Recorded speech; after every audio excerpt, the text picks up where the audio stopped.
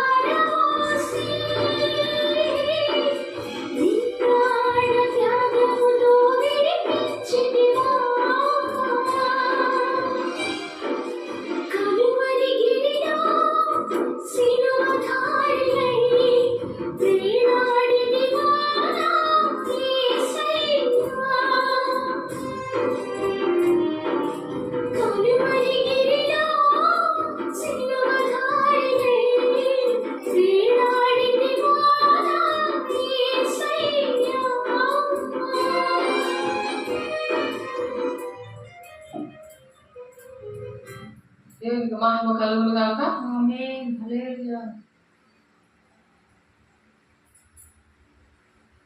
మొదటి యోహాను Still spending your ad budget మొదటి choosing యోహాను reach. 17వ అధ్యాయము 3వ వచనం చూద్దాము. మొదటి యోహాను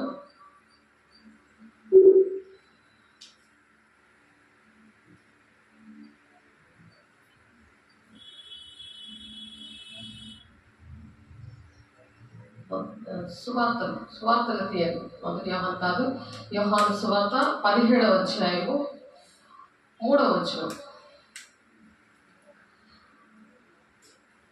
అద్వితీయ సత్య దేవుడవైన నిన్నును నీవు పంపిన యేసుక్రీస్తును ఎరుగుటయే నిత్య జీవము. అద్వితీయ సత్య దేవుడవైన నిన్నును నీవు పంపిన యేసుక్రీస్తు అంటే తండ్రిని మనము నమ్మినప్పుడు దేవుడు కుమారుడిని భూలోకానికి మానవాళి రక్షణ కోసము పంపించారని అర్థం చేసుకోవాలి. అర్థం చేసుకోకపోతే మనం ఎందుకు భూలోకానికి వచ్చామో ఆ విషయాలు మనకు అర్థం కాకపోతే నిత్య జీవం అనే పరలోక రాజ్యం అనేది ఉండదు. అందుకని దేవుణ్ణి మనం ఎరగాలి. ఆయన ఎందుకు చనిపోయడం అస్తమాటికి మనము దోషం అనేది పాపం అనేది చేయకూడదు. మన ఆలోచన ద్వారా, తలంపుల ద్వారా, మన ఉద్దేశాల ద్వారా, మన క్రియల ద్వారా చేయకూడదు. అందుకనే ఉపవాసము ఉండడానికి, దేవుణ్ణి జ్ఞాపకం చేసుకొని నిత్య రాజ్యానికి వెళ్ళడానికి దేవుడు మరొక అవకాశం ఇచ్చినందుకు దేవునికి అనేకమైన కోట్లాది వందనాలు. దేవునికి మహిమ కలుగును గాక. చేతికు నీవు నాకు ఇచ్చిన పని నేను సంపూర్ణంగా నెరవేర్చి భూమి మీద నేను మహిమ పరిచితిని అని ఒక ఛాలెంజ్ గా దేవుడు ఒక రోల్ మోడల్ గా చెప్తున్నాడు. నేను చేశాను, మీరు కూడా చెయ్యండి. ఇప్పుడు దేవుడు భూలోకానికి వచ్చాడు కాబట్టి మరి ఆయన అన్ని కూడా అలాంటి ప్రేమ ఉన్నది కాబట్టి మానవాళ్ళందరి కోసం కూడా ఆయన ప్రాణం పెట్టారు. అలాగే మనము కూడా అలా ప్రాణం పెట్టబద్ధులమై ఉన్నాము. దేవుని మూలంగా పుట్టిన వాళ్ళమి మనం అస్తమాటికి తప్పు పనులు చేసి నేను నీతిమంతుల కోసం రాలేదు, పాపుల కోసమే వచ్చానంటున్నారు. సాతానుడు అలాంటి మాటలు చెప్తాడు. నువ్వు పాపాత్ముడిగా ఉన్నప్పుడు దేవుడు రక్షించాడు, నిన్ను దేవుడు ప్రాణం పెట్టాడు, ప్రతి మనకు రావాల్సిన శిక్ష ఆయన భరించినా సరే అది అర్థం కాకుండా ఇంకా పాపాత్రుల కోసమే వచ్చాడని అనుక్షణము దేవుని గాయాన్ని రేపడానికి కాదు, మనం పాపము చేయకుండా దేవునికి ఇష్టంగా క్రియలు చేయాలి. దేవుని క్రియలు చేయాలి అంటే దేవుడు ఏం చేశారో ఆ క్రియలు మనం చేసి దేవుళ్ళలాగా వచ్చావమ్మా, దేవుళ్ళలాగా వచ్చారండి మీరు, నేను కష్టంలో ఉంటే అలాగా మనము మారాలి. దేవుని బిడ్డలుగా మనం మారాలి. కాబట్టి అద్వితీయ దేవుడువైన నిన్నును నీవు పంపిన యేసుక్రీస్తును ఎరుగుటయే నిత్య జీవము. కాబట్టి అద్వితీయ అలాగా ఆయన్ని ఎరగాలంటే దేవుడు తండ్రి అయిన దేవుడు పని చేశారు. భూలోకానికి వచ్చిన తర్వాత యేసయ్య ఆ పని కంప్లీట్ చేశాడు.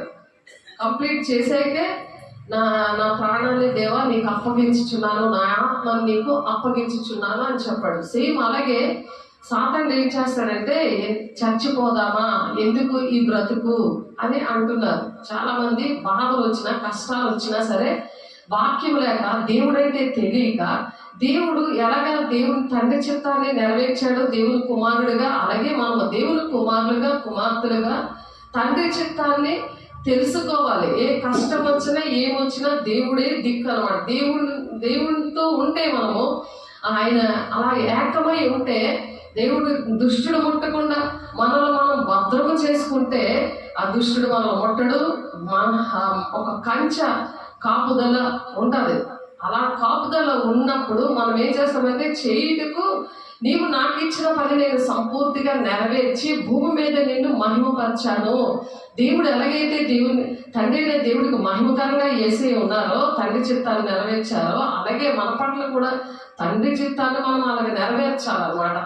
అలా నెరవేర్చే మనం చనిపోవాలి. ఎన్ని కష్టాలు వచ్చినా దేవునికి అప్పచెప్పాలి. ఆ శోధన గుండానే దేవుడు సువర్ణంగా మనల్ని మారుస్తాడు. కాబట్టి ఆ శోధనలో జయించే శక్తి కూడా దేవుడే ఇస్తాడు. దేవునికి మహిమ కలుగును గాక.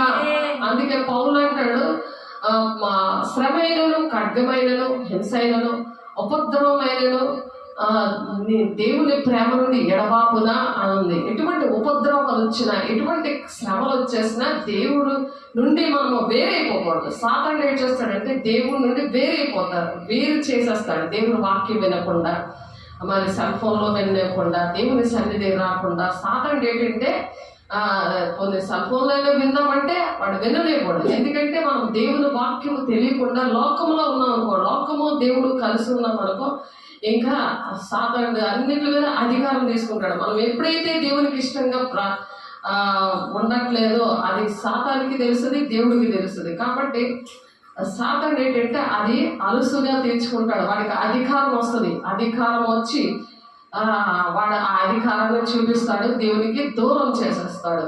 దేవుని వాక్యానికి దూరం చేసేసినప్పుడు దేవుని ఎరగలేరన్నమాట, నిత్య జీవానికి రాలేరు. దేవుడు ఎలాగ నడిచాడో అన్న విషయాలు, దేవుడు ఎలాగ శ్రమ పొందాడో మన కోసము, ఎలాగ ఆయన ప్రాణం పెట్టాడో ఆ విషయాలన్నీ మర్చిపోతారని ఈ గుడ్ ఫ్రైడేకి 40 రోజులు మనం చేసుకోవాలి. కానీ ఆచారపూర్వకంగా మనం చేయకూడదు. ఆచారంగా ఏదో ఎవరికో చెప్పుకోవాలని అని కాదు. మనం ఉపవాసం ఉన్నప్పుడు ఉన్నట్టు తెలియకూడదు. అది దేవుడు పని చేయడము ఆయనకి ఇష్టమైన ఉపవాసం అన్నమాట. అది యెషయా 8:6 మనం చూసుకున్నాం కదా, ఆయనకి ఇష్టమైన ఉపవాసం అది. కాబట్టి ఆ ఉపవాసము మామూలుగా భౌతికంగా ఎందుకుంటారంటే శరీరాన్ని నలగొట్టుకుంటున్నాను అని అంటాడు పౌలు గారు.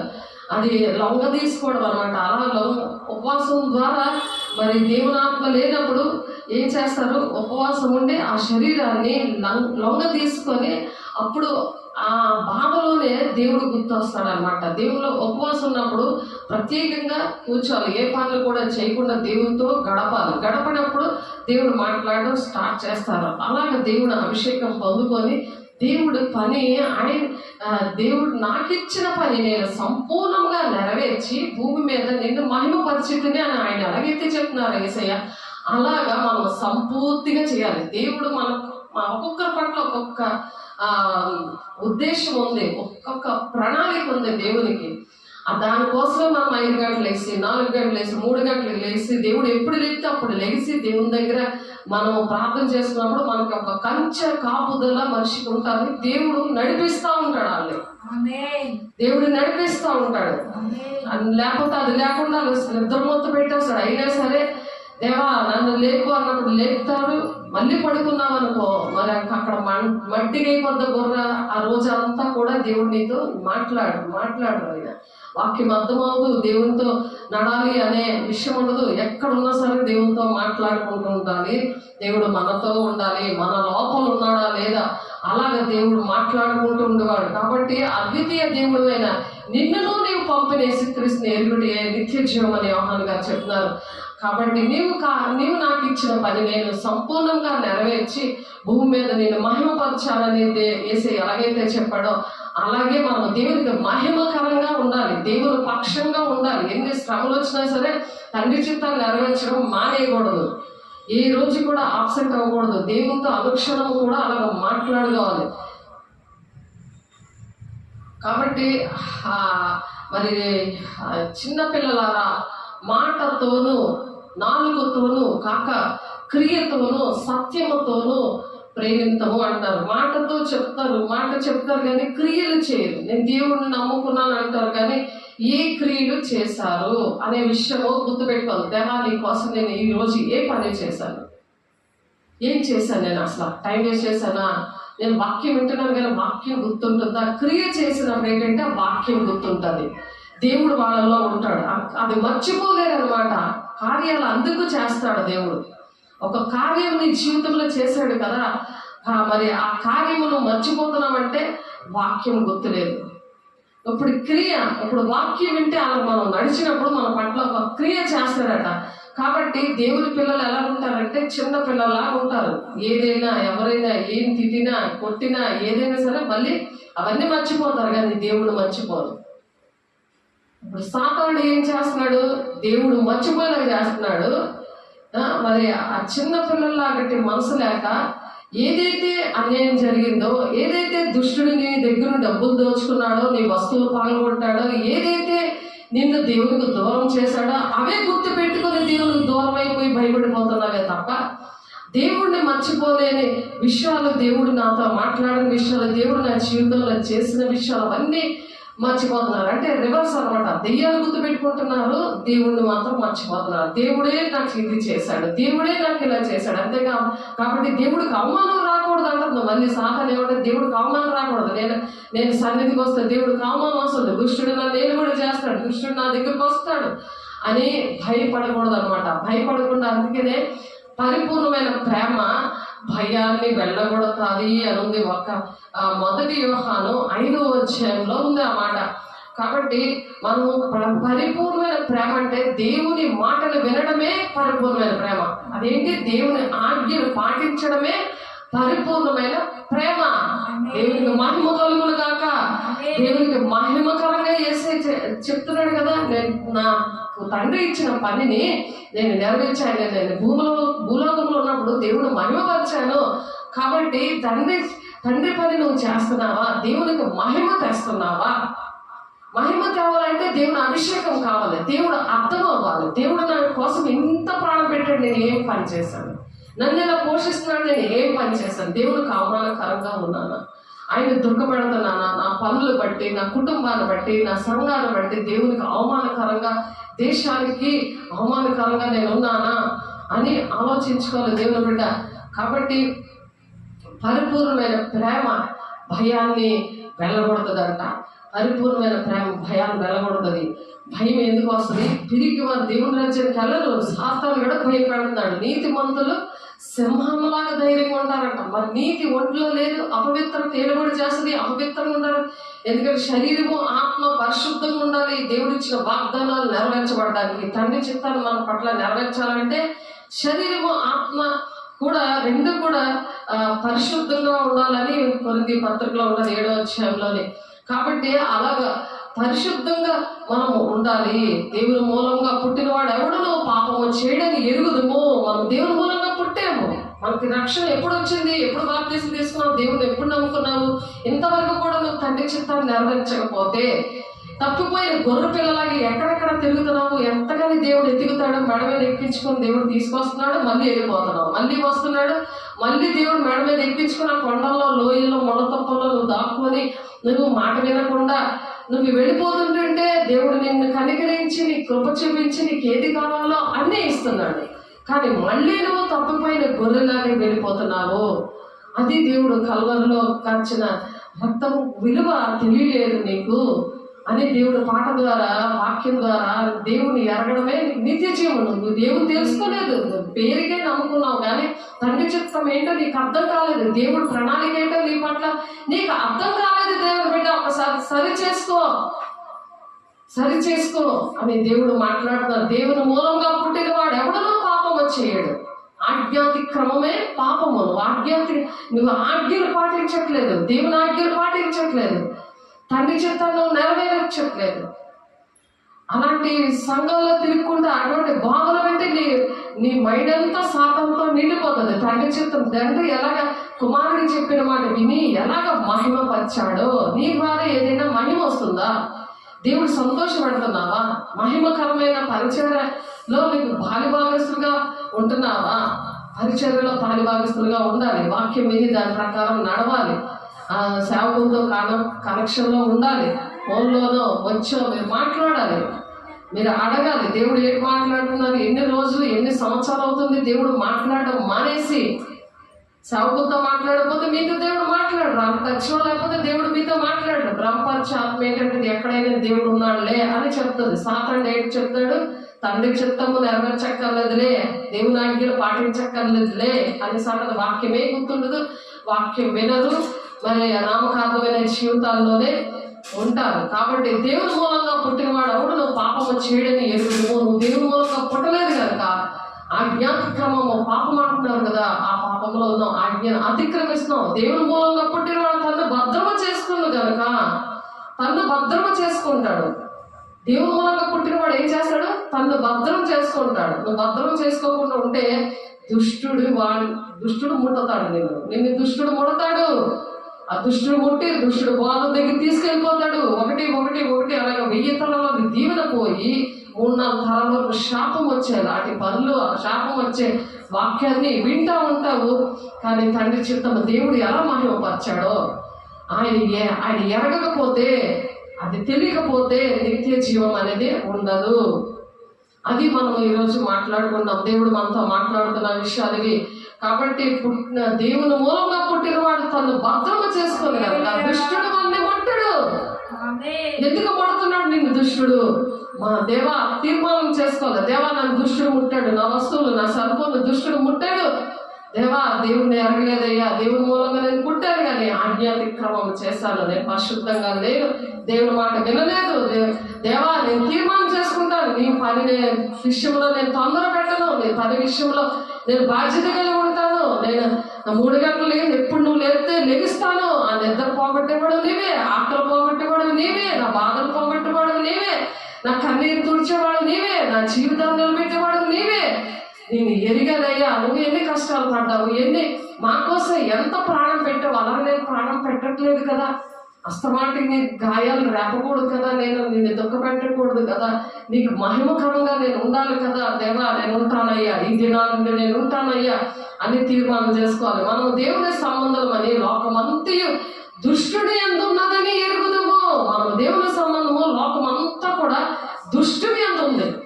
అలాంటప్పుడు మరి సముద్రంలో చేప ఎలాగైతే ఉప్పు అంటుకోకుండా రుచికరంగా ఉంటుందో అలాగా లోకం అనేది మనం అంటుకోకూడదు. లోకం అనేది లోక విషయాలు ఏమి చూడకూడదు, లోకానుసారంగా ఉండకూడదు. దేవుడు మాట్లాడతాడు, రోజు దేవుడు మాట్లాడతాడు. ఏంటి జరుగుతుందో దేవుడు మాట్లాడతారు, వెంటనే మాట్లాడి లేపుతారు. ఈరోజు మాట్లాడారు దేవుడు. కాబట్టి మొన్న మాట్లాడారు ఏంటంటే ఆయన విడిచిపెట్టే దేవుడు కాదు. దేవునితో నువ్వు రాత్రి పరిశుద్ధాన్ని పొందుకొని దేవునితో మాట్లాడుకుని పడుకున్నావంటే నిన్ను లేపుతాడు, మాట్లాడి లేపుతాడు. అటువంటి అనుభవము దేవుడు మీకు ఇచ్చును గాక. ఆమేన్. దేవుడు మాట్లాడితేనే మనం బ్రతుకుతాం. వాక్యమే నేను బ్రతికిస్తుంది. దేవుని బిడ్డ డైరెక్ట్ గా మాట్లాడేది వాక్యమే. పడుకున్నప్పుడు మాట్లాడేది దేవుని స్వరము. కళ్ళ ద్వారా దర్శనం ద్వారా దేవుడు మాట్లాడతాడు, స్వరం ద్వారా మాట్లాడతాడు. అనుక్షణము కూడా నీ హృదయంలో దేవుని కోసమే నువ్వు మాట్లాడుకోవాలి. దేవునితోటే నీ బాధ అంతా చెప్పుకోవాలి. కానీ మనుషులతో మనుషులతో పెట్టుకున్నావు అనుకో, మనుషులతోటి నీకు అసలు బొర్రే మనకు పనిచేయదు. అసలు మనుషులతో మనం మాట్లాడుతుంటే ఆ మనుషులకున్న బాధలు వ్యాధులను తీయడానికే దేవుడు మనల్ని సృష్టించాడు. అనేక మందికి దేవుడు తెలియదు. దేవుడు తెలిసినోళ్ళుగా ఉండి దేవుని గాయాలు రేపితే కఠినమైన తీర్పు ఉంటుంది. దేవుని బిడ్డ దేవుడు నమ్ముకోవడం కాదు, దేవుని ఎరగాలి. దేవుడు ఎలాగ నడిచాడో, దేవుడు ఎలాగైతే ఆయన ప్రవర్తించాడో అలా మనం ప్రవర్తించాలని దేవుడు క్రీస్తుని కలిగిన సంపూర్ణత కలవారు మగువరకు అన్ని విషయం మీరు ఎదగండి అంటున్నాడు. ఆయన పుట్టిన పిల్లలు ఎదగకపోతే తల్లిదండ్రులకు ఎంత బాధగా ఉంటుందో, తండ్రి అయిన దేవుడు కుమార్తెలుగా మనం చేసినప్పుడు మనం కుమార్తె పోలి మనం నడకపోతే ఆయన ఎలా మహిమ తెచ్చాడో, ఆయన తండ్రి చిత్తాన్ని నెరవేర్చి తండ్రి కుడిపార్శ్వాన్ని కూర్చున్నాడు. ఆయన అలాగే మనల్ని కూర్చోబడతానంటున్నాడు. ఆయన జయించే వాళ్ళని నేను నా సింహాసనం మీద నేను కూర్చోబడతాను అంటున్నాడు. ఆయన పెళ్లి కుమార్తె సంఘం కదా, ఇది సిద్ధంగా ఉండాలి కదా ఈ భయంకరమైన దినాల్లో. ఇప్పుడు ఎన్ని యుద్ధాలు జరుగుతున్నాయి, ఇప్పుడు ఎంత భారతీయులందరూ కూడా మరి ఉండిపోయారు ఆ యుద్ధంలోని. ఎంత భారతీయులు ఇండియన్స్కి ఎంతో వేదన దుఃఖంతో ఉంటున్నారు. ఎన్ని మనము చూస్తాం, ఎన్ని పరిస్థితులు ఎంత అల్లకొల్లలో ఉంది దేశము. ప్రపంచమంతా దేవుని పిల్లలు ఎలాగ నలిగిపోతున్నారు. వాళ్ళ కోసం, మన దేశం కోసం ప్రార్థన చేయాలి. మన కుటుంబాల కోసం, గ్రామం కోసం అనేక మందిని దేవుని రాజ్యానికి తీసుకువెళ్ళాలి. అలా నీ సాక్షిగా ఉండాలి. నీ సాక్ష్యం పోగొట్టుకోకూడదు. నీ సాక్ష్యం పోగొట్టుకుంటే నిన్ను సాతాను కూడా కృంగదీసేస్తాడు. ఆయన తొక్కుకుంటా నడాలి. ఆయన రోమా 16:20 ప్రకారం సమాధానకర్త అయిన దేవుడు నీ కాళ్ళ కింద సాతాన్ని చెదగొడతాడు అంటున్నాడు. సాతానికి జరగకుండా మనం దేవుడు ప్రణాళికలో ఉన్నాము. దేవుని తండ్రి చిత్తాన్ని నెరవేర్స్తేనే దేవుని రాజ్యం ఉంటుందని గురి అందుకే ఆ విధంగా పరిగెట్టాలి. ఆమె మనం సత్యవంతులైన వారిని ఎరగవాలని దేవుని కుమారుడు వచ్చి మనకు వివేకమును అనుగ్రహించి ఉన్నాడని ఎరుగుదము. మనము దేవుని కుమారుడని యేసుక్రీస్తునందు ఉన్నవారమై సత్యవంతుని అందున్నాము. ఆయనే నిజమైన దేవుడును నిత్య జీవం ఉన్నాడు. ఆయన ఎరగకపోతే నీకు నిత్య జీవం లేదు అని మళ్ళీ 25వ వచనంలో 1 యోహాను 5వ అధ్యాయము 20వ వచనంలో ఉంది. కాబట్టి మనం దేవుడు కుమారుడని యేసుక్రీస్తునందు ఉన్నాము అని గుర్తుపెట్టుకోవాలి. మనం ఎక్కడ ఉన్నాము? సాతానులో లేము, లోకంలో లేము. మన దేవుడు ప్రత్యేకించాడు. అది సరి చేసుకోవడానికి ఉపవాసంలో సరి చేసుకొని, ఆయనకి ఇష్టమైన ఉపవాసం అంటే దేవుడు తండ్రి చెప్పిన పని ఎలాగైతే యేసయ్య చేశారో, యేసయ్య చేసి నా ఆత్మను నీకు అప్పచెప్పుతున్నానయ్యా అని ఎలా చెప్పాడో, అందుకు దేవుడు మనల్ని బ్రతికిస్తున్నాడు. దేవుని బిడ్డ, మనకు అర్హత లేదు మనం బతకడానికి. ఆయన కృపను బట్టి మనల్ని ఈ ప్రాణం ఇలా ఉంటుందంటే భయంకరమైన యుద్ధాలు, జబ్బులు, రోగాలు ఎంత అరాచకంగా ఉందో, దేశం అంతా కూడా ఎంత భయంకరంగా ఉందో, కానీ దేవుడు మనల్ని ఎంత సురక్షితంగా ఎంతగా ప్రేమిస్తున్నాడు. తండ్రి ప్రణాళిక మన పట్ల ఉంది. మనం ప్రత్యేకించాడు. పరిశుద్ధ జనముగా, యాజక సమూహముగా, పరిశుద్ధ జనాంగముగా దేవుడు ఎంచుకున్నాడు. దేవుని బిడ్డలారా, దేవుని పని చేయడానికి అపోస్తులు గాను, ప్రవక్తలు గాను, ఉపదేశులు గాను, కాపరులు గాను, బోధకులు గాను దేవుడు ఎంచుకున్నాడు. పరిశుద్ధులు సంపూర్ణంగా చేయాలని, క్రీస్తు శరీరం క్షేమాభివృద్ధి జరగాలని, ఆనందం ద్వారా దేశం రక్షించబడాలని దేవుడు ఆశతో చెప్తున్నాడు. దేవుని బిడ్డ, నువ్వు అంగీకరించాలి. దేవుని దగ్గర మరి ఆ విగ్రహంలో జోలికి వెళ్ళిపోకూడదు. విగ్రహం అంటే నువ్వు దేవుని ఎక్కువ ప్రేమిస్తావా, అది విగ్రహం. నువ్వు టైంని ఎక్కువ విగ్రహంగా చేసుకుంటావా, టైం పాస్ చేసేస్తున్నావా, దేవునికి టైం అంతా నువ్వు దొంగిలించేస్తున్నావా, మరి సెల్ ఫోన్లో చూస్తున్నావా, టీవీలో చూస్తున్నావా, నీ పనిలోనే ఎక్కువ ఉండిపోతున్నావా, వంటలోనే ఉండిపోతున్నావా, నీ పనుల్లోనే అలసిపోతున్నావు. ఇవన్నీ విగ్రహాలు. నీ ఇంటిలో అలాంటి విగ్రహాలు ఏమున్నాయి? నాకు టైం లేదు, నేను ఉపవాసం ఉన్నాను, ప్రార్థన చేయడానికి, లెగడానికి నాకు టైం లేదు అనేస్తున్నావా? దేవుడు ఇచ్చిన టైము నీకు, నీ పనులన్నీ చేసుకోవడానికి టైం ఉంది, నీ బాధ్యతలన్నీ, నీ భూలోకంలో ఉన్న బాధ్యతలన్నీ చేసుకోవడానికి టైం ఉంది, కానీ సన్నిధికి ఒక రోజు రావడానికి నీకు టైం లేదు. నీకు టైం లేదు. దేవుడు ఇచ్చినవన్నీ నువ్వు తెలుసుకోవట్లేదు. దేవుని హృదయం ఎందుకో నీకు అర్హతలైపోయిన దేవుడు అన్ని ఇస్తే దేవుని హృదయమే తెలుసుకున్నప్పుడు నిత్య జీవం లేదు. అన్నిటికి నీకు తేడా లేదు. దేవుడు ప్రాణం పెట్టాడు. ఈ లోకంలో ఎక్కడ ఎవరు, ప్రపంచంలో ఎవరు కూడా ప్రాణం పెట్టలేదు. నిన్ను ప్రాణం పెట్టి ప్రేమించిన దేవుని విషయంలో నీకు బాధ్యత లేదు. అందుకని ఉపవాసం ఉండాలి. చిన్నపిల్లలారా, విగ్రహంలో జోలికి పోవద్దు. విగ్రహంగా దేన్ని చేసుకోకూడదు, దాన్ని సాగిల పడకూడదు, దాన్ని పూజించకూడదు అని ఉంది. నువ్వు దేనికి ఎక్కువ టైం ఇస్తుంటే దాన్ని పూజించేస్తున్నావు అనమాట. ధనాన్ని పూజిస్తే ధనం విగ్రహంగా ఉంది. నీకు పిల్లల్ని ప్రేమిస్తే పిల్లల విగ్రహం ఉంది, అందుకే వాళ్ళకి ఆశీర్వాదాలు రావు. శాపగ్రస్తమైన జీవితం. దేవుని రాజ్యానికి రావాలంటే దేవుని ఆజ్ఞను పాటించాలి. దేవుని ఆజ్ఞను పాటించకపోతే అది శాపగ్రస్తులు అని ఉంది మలాకి 3:9. ఒకసారి ఆలోచించండి.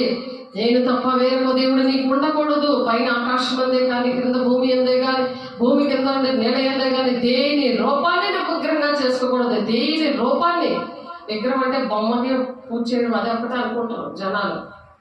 దేని రూపాన్ని నువ్వు విగ్రహంగా చేసుకోకూడదు. మనిషిని నువ్వు కొడుకుని విగ్రహంగా చేసుకుంటున్నావా, భర్తను విగ్రహంగా చేసుకుంటున్నావా, నీ ఉద్యోగాన్ని విగ్రహంగా చేసుకుంటున్నావా? మానే. నిత్య జీవం నీకు కావాలంటే ఇక్కడే ఉండిపోతావు, దాంతోనే ఉండిపోతావు. ఏది నువ్వు ప్రేమిస్తావో, దేని విగ్రహంగా ఉంటావు, ఎత్తబడే గుంపులో ఉండవు బిడ్డ, దేవుని బిడ్డ, నువ్వు ఉండిపోతావు. కాబట్టి దేవునికి ఇష్టంగా నువ్వు బ్రతకాలని దేవుడు ఈ మాటలు చెప్తున్నారు. వాక్యం తెలియకపోతే నిత్య జీవం లేదు. కాబట్టి యేసయ్య నెరవేర్చారు. ఆయనకి ఇష్టంగా, మరి తండ్రికి ఇష్టంగా నడిపించారు. కాబట్టి మిమ్మల్ని శోధనలోకి తేక దుష్టుడి నుండి మమ్మల్ని తప్పించము అని పరలోక ప్రార్థనలు ఎందుకు చెప్తున్నారు? పరలోక ప్రార్థనలో ఉందా లేదా? ఏమనుంది?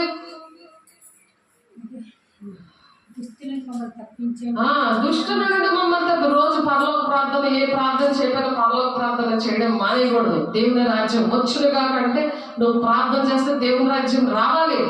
దేవుని రాజ్యం వస్తే, దేవుడి నీ దగ్గరికి వస్తే దేవుడు నీతో మాట్లాడతాడు. కాబట్టి మమ్మల్ని శోధనలోకి తేక, శోధన ఎందుకు వస్తుంది? దుష్టుడు ఎందుకు పడుతున్నాడు?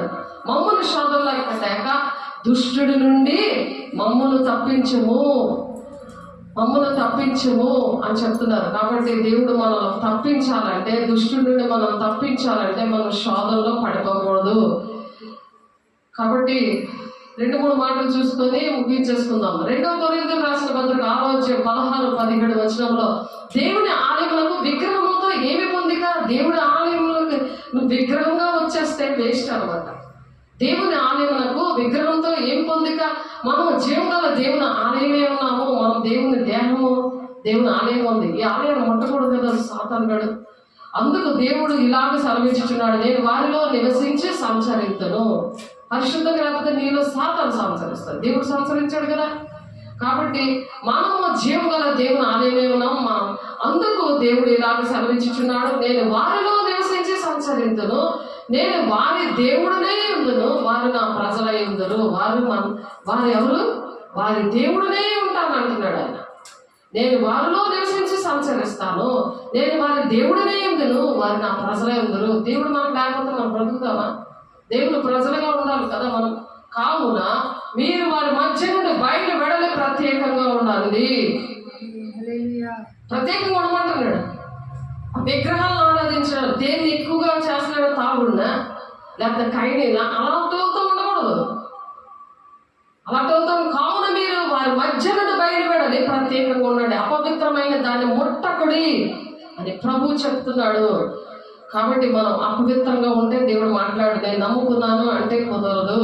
కాబట్టి మీ వద్ద మాకు ఎట్టి ప్రవేశం కలదో కలిగేదో అక్కడ జనులు మమ్మల్ని గూర్చి తెలియచెప్పుచున్నారు. మరియు మేము విగ్రహములను విడిచిపెట్టి జీవం గల దేవుని సత్యవంతులకు దేవునికి దాసులు ఒకటకు దేవుడు అనుగ్రహించడం. దేవునికి దాసులుగా ఉండాలి, దేవుని పిల్లలుగా ఉండాలి. మొదటి దశలోకి పత్రిక 1:9 ఉంది. అలాగే ప్రకటన 1 యోహాను 2:1 నా చిన్న పిల్లలారా మీరు పాపము చేయకుండాక ఈ సంగతులు మీకు రాస్తున్నాను అని చెప్పి పౌలు గారు రాస్తున్నారు. ఇక్కడ ఫోన్లో చక్కగా ఇప్పుడు లెటర్స్ అవి రాయట్లేదు, చక్కగా దేవుడు మనకు ఆన్లైన్లో ఇచ్చాడు. కాబట్టి ఆన్లైన్లో బిడ్డలు వినండి, చక్కగా మీరు అవి రాసుకోండి. ఎవడైనా పాపము చేసిన నీతిమంతుడైన యేసుక్రీస్తు ఉత్తరవాది మనకున్నాడు. మనం పాపం చేస్తే ఉత్తరవాదిగా ఆయన ఉన్నాడు. అది ఆయన దగ్గర మనం ఒప్పుకోవాలి, ఉపవాసం చేయాలి, ఆ విధంగా నడవాలి అని దేవుడు మాటలు మరి దేవుడు చెప్తున్నారు. కాబట్టి ఈ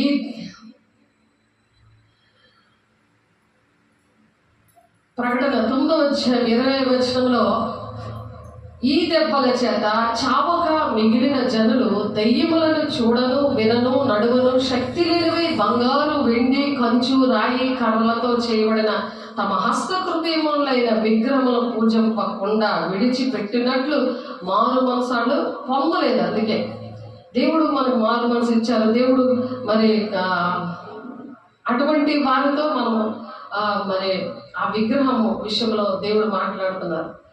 కాబట్టి మన దేహము దేవుని ఆలయంగా పరిశుద్ధంగా ఉండాలి. దానికి మతం, కులం అనేది భేదము లేదు. కాబట్టి అదే ప్రకటన గ్రంథంలో 13వ ఉంటుంది. మరి రాబోయే దినాల్లో అలాగా జరుగుతుంది అనమాట. ప్రకటన గ్రంథంలో కత్తి దెబ్బ తిని బ్రతికిని ఈ క్రూర మృగమును ప్రతిమను చేయవలని అది భూనివాసంతో చెప్పుచు ఆ మృగం మీదకు చేయుటకు తనకియ్యబడిన సూచనల వల్ల భూనివాసంలో మోసపరుస్తుంది. ఆ విగ్రహంలో ఆనాడు లూసిఫరు అక్కడ నుండి దాని సమూహము తగిలేస్తే అవి ఏలుబడి చేస్తున్నాయి.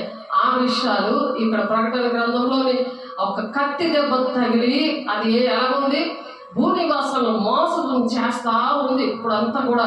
కాబట్టి మరియు ఆ మృగం యొక్క ప్రతిమ మాట్లాడినట్లును, ఆ మృగం యొక్క ప్రతిమకు నమస్కారం చేయని వారిని హతము చేయనట్లును, ఆ మృగం యొక్క ప్రతిమకు ప్రాణం ఇచ్చుడుగా దానికి అధికారం ఇవ్వబడను.